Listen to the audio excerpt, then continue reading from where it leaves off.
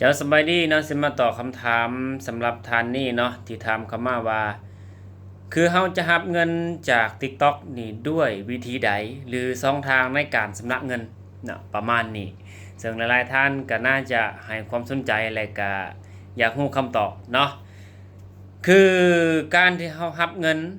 เนาะถ้าในกรณีที่ว่าเฮาเลือกเป็นประเทศลาวเนาะเพราะว่าเวลาที่ว่าเฮามีเงินอยู่ในTikTok แล้วเนาะเวลาที่เฮาอยากจะชำระเนาะคือมันสามารถที่จะเลือกประเทศหรือธนาคารว่าอ่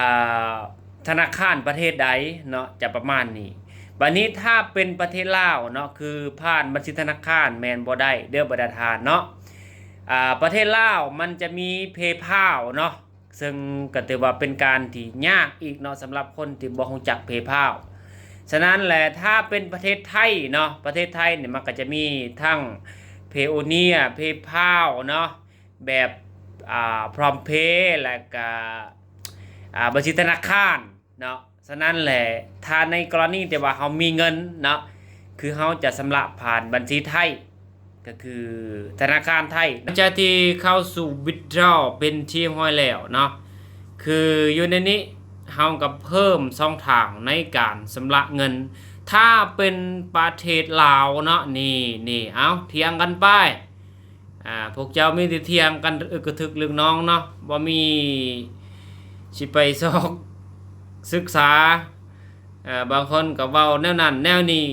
ฮู้จังสั่นจังสี่ก็คือบ่แชร์ก็คือบ่บอกกันแน่เนาะนี่